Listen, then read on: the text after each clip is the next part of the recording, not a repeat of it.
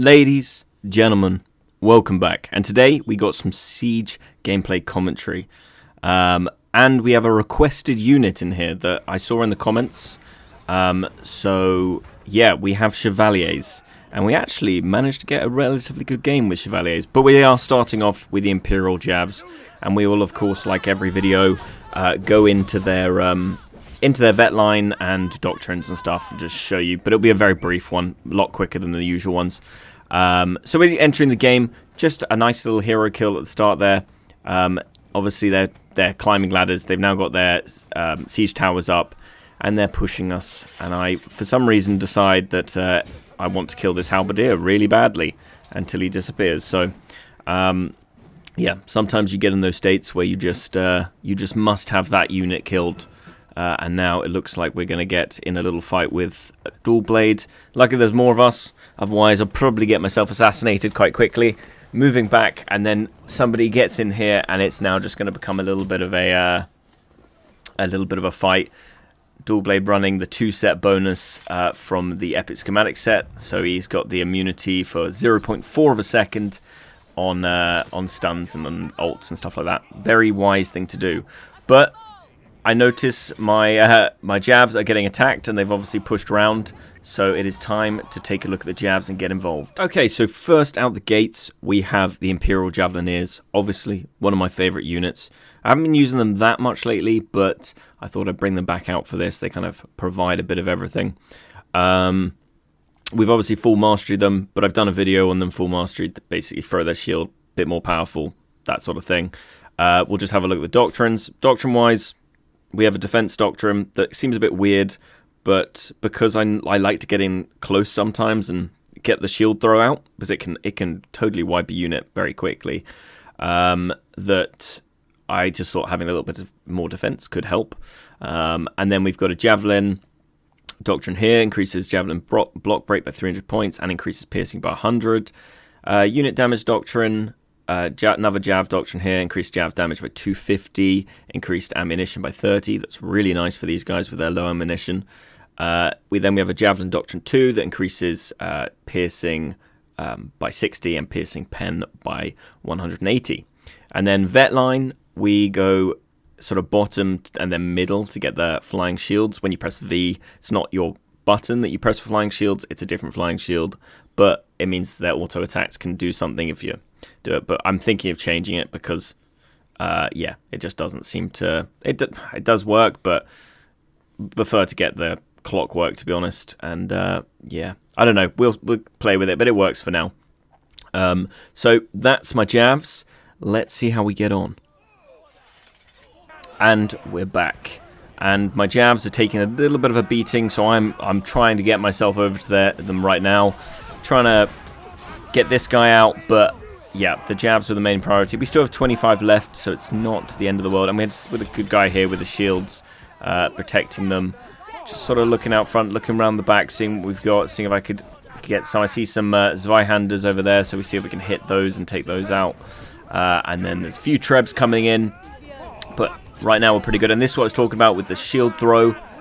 Just can bash those out in one throw, and that's why we have the defense doctrine on them, purely for that reason, because it just helps them stay alive when I put them right into the faces of other units. Because essentially, I find sometimes these Javs are actually with their shield throw, and that's more powerful than their actual throws. So we just wiped that full thing of marmalades with one throw. But we're now to 21. We almost got creamed by a Treb right there, so luckily we pulled them back just in time, but I think we did lose a few. But we'll go grab some healing and some Javs, and then try not to get ourselves run over by cavalry while we do it. And now we're just gonna have to hold the point. We've pushed, their first push has been obviously pushed away, it's gone, and now we're just gonna have to wait for the next attack. I was just having a little check just to see if there was anybody hiding around, any cav coming in. But I think we're okay. But now they are gearing up for their second push. We've got some guys over there that are currently locked in a fight. And now we've just got the moving around, bringing back the Javs and waiting for that advance. We got cav coming in at the bottom. I think it looks like we got some Krieg Brunders down there. Kriegsbrüder, someone told me the other day Kriegsbrüders were, that means brothers in arms, or roughly translated as brothers in arms. I thought was quite cool. So here we go, here comes the push, and we got a short sword that I'm going to try and ult and then jav, but he moved off the point. That's a bit unfortunate. What have they got there? We got some stalwarts coming in. Looks like we got some Imperial Javs and some Imperial Pikes. Oh, and some Spear Sergeants. I wonder if they're Mastered. So we're going to go in right here with a shield throw, see what damage we can get down, and it's really nice. It's so nice with that. Like it's made a world of difference for me with the Imperial Javs. Get a nice little hero kill there, a little snipe, and now I'm just waiting for the shield throw to come back. Going to get a normal throw off, and then waiting. And unfortunately, we've got Mushas coming around the back. I try and turn in time and send the shields in, but that sort of spells the end for the Javs there. And then we hug this corner here, and I didn't realize there's a wall, and sort of an invisible wall that obviously almost killed me with full damage. That's not ideal.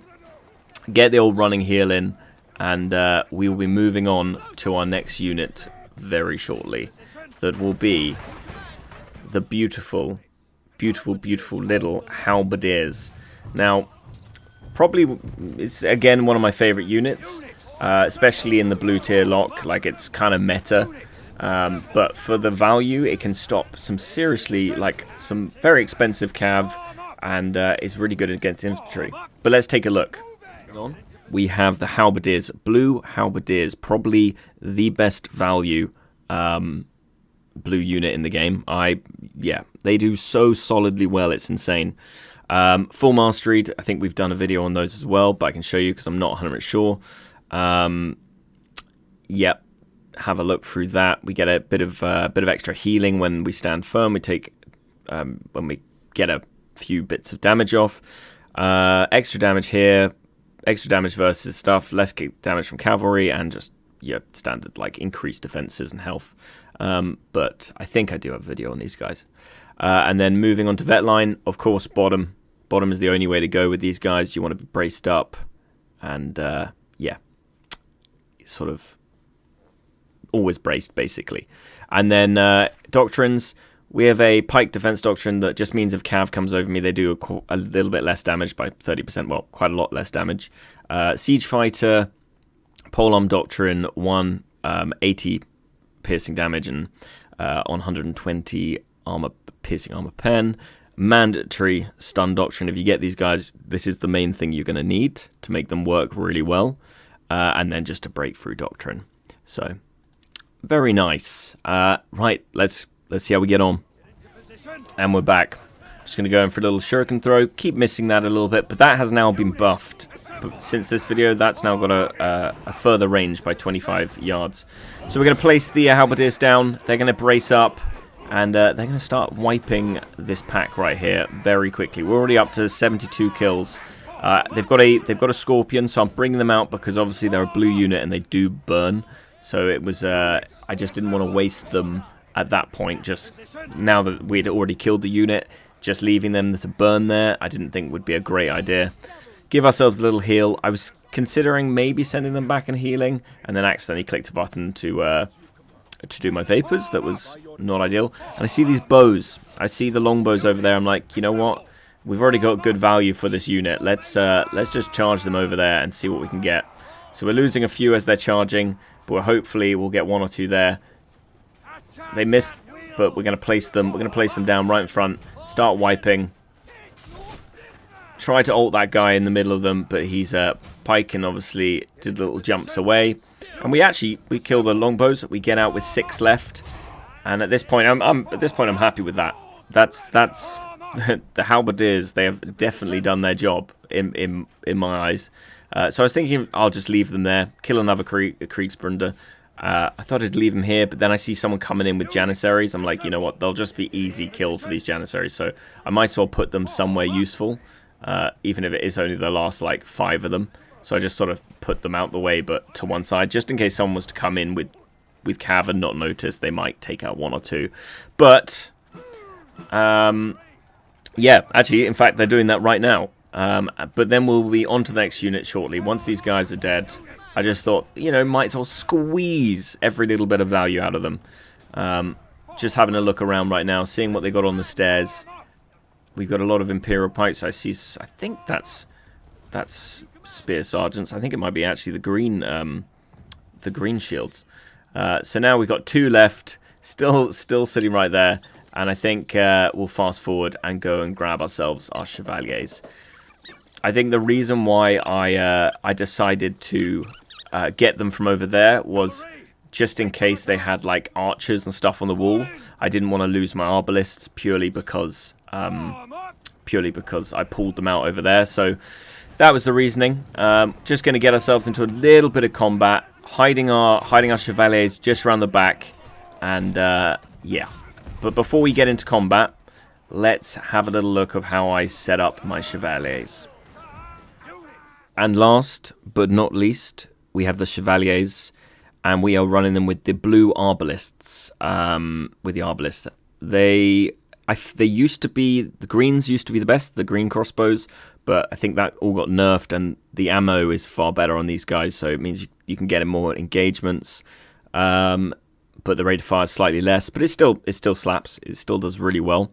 In terms of doctrines, we have a Lance Doctrine, reduces damage by 40% while charging. That's very nice. A Chevalier Doctrine that increases piercing armor pen by 150. A piercing damage doctrine that increases damage by 75. I probably should change this out at some stage. And then a Lancer Doctrine reduces cooldown of charge by 14 and increases piercing by 80. And then all defense values increased by 100 points. So they're the doctrines. And then vet line, I go split. So we get a bit of a slow, and then we also get our retinue, our crossbows essentially get about 30% more damage. I think this adds up to. So yeah, but this is how you want to go with those. It's the way I've always had them. So I actually don't know if it's better to go full line now or not. But this seems to work for me. So yes, Chevaliers. Someone in the comments requested Chevaliers. So if you're that person, this is what we're doing. We're doing Chevaliers because I saw your comment. So I hope you enjoy. Let's see what happens. Okay, there's a good few heroes here. We're going to bring them around the corner and see what we can pick up. Go for the charge. They're charging into the pikes lower. Hero kill picked up. We got some of the crossbows here, but we don't have the main bulk of them. Longsword tries to come around the back and actually does manage to kill a few of my crossbows, but we've still got the Chevaliers left. We've still got a few, and we've got 21 arbalists left, so not the end of the world, but I am going to try. I was thinking of sending them back to there, but I was like, back to that back supply point, but I was like, you know what, that's going to take ages, so I did end up risking it and putting them on this supply point, even though I know they've got coconut throwers and archers and a mortar that we got quite lucky that he had just fired then and didn't fire it like a few seconds later, killing my arbalists. So I am stressing at this point. I do remember I was stressing quite a lot because I was like, I just need them to get a little bit of health back for the Chevaliers, and then we can bring them out of there, and hopefully they won't drop that mortar on the point and kill all of my arbalists, because then it's ruined. It's completely ruined.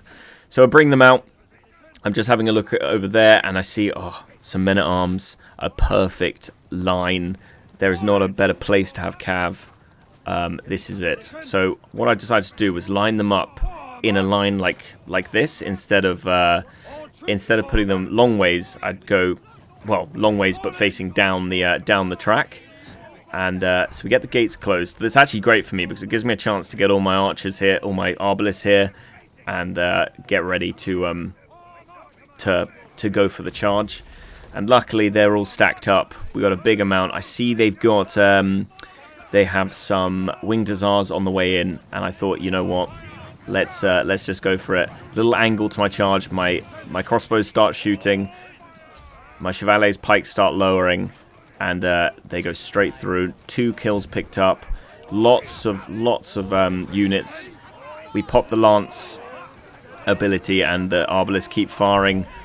The numbers are over a 3rd kill. We're at 150 kills. When things go right, they go right, and the Javelineers did a great job here. Not saying that I don't think you probably would have done the same or more with Winged Hussars, but actually, it was quite nice. You know, we still got one left. The main thing is to keep one around, and that means you can, yeah, you can still use your Arbalists and the abilities. So we're currently just annihilating. Pull the charge off, and they start getting all these Winged Hussars or Monastics. I'm not sure what those are. So yeah, got our value out of the Chevaliers 100%. That was a surprise because there's been a lot of games behind this game where you can struggle with them. They can be wiped. Since they got nerfed, they can be wiped pretty easily. And it helped to have a team that was obviously all getting involved. So yeah, it was a really nice go with it. We got some Kriegsbranders here, just trying to sort of get myself out. I don't know what happened to the Arbalists, because before, when the Chevaliers died, the Arbalists would just sit in their place where they are and just continue to shoot. But now it seems like they disappear, or they got killed when I wasn't looking. So sneaky guy comes around, gets on the point, but it looks like we've got some fellow teammates to go and discourage that. And now it's just going to become a bit of a hero fight. We've got 3 minutes left to go, so not a huge amount of time. But I am completely out of units now. Somehow get choked right there, get put in his little fart, and we're trying to go after him. But he's a speedy boy. But as it goes these days, dual blades are the best range in the business, so we'll just pick him up with a nice little shuriken throw and get ourselves out of there. We got some Liaos on the way in, but we got 2 minutes and 30 seconds left, picking up assists, and it's just going to be a little bit of a massacre now. I think we've run them out of units. Obviously, as we all know, I said in a lot of these videos, once you've hit your collective team, hit a unit count that is lower than, let's say, 200, I think there should be a button that surrenders you, because as fun as this can be, and we all get, every now and then we all get a chance where you basically dominate and the teams, you can basically, you run out and you just start farming. It's not always that nice, so I'd like to see a surrender button added, but with the caveat that your team had to drop below 200 units in total. That I think would be a good mechanic to add, because this now, what this is turning into is literally just trying to pick up as many like heroes and units as I can possibly get in the next 1 minute and 30 seconds. The Winged Hussars come in, but obviously I think they run straight into pikes. That's a bit unfortunate. Get myself ulted here, return ult, and pick up the assist on that. And now it's time to go out the gates and meet them head on, and try and pick up those last few scraps of any kills, and see if we can get ourselves on the board at some sort of high place, maybe even, if we're lucky, an MVP. 55 seconds left to go, ladies and gentlemen. 55 seconds. Let's try. What do we have here? We've got a pike running, healing. That means he's low health. We'll see if we can snipe that. He's got some iron cap swords that are obviously is quite deadly, actually, very deadly. Probably one of the most deadly green units. And I totally fluffed my kick and my throw there, so that's always great. That's always going to help us pick up kills. Seeing these iron caps made me think maybe I should do a video on fully mastered iron cap swords. I haven't mastered them yet, but I have been meaning to, and actually I think it might be worthwhile.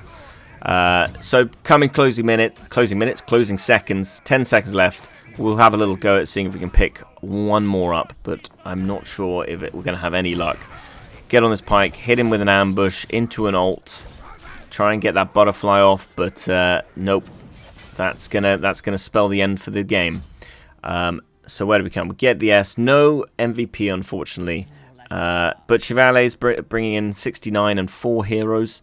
And 49 and 1 hero for the Javs, and 35 for the Halberdiers. So really, really nice. Came second, 10 and 0. Very happy with it. Thanks for watching, guys, and I will see you in the next one.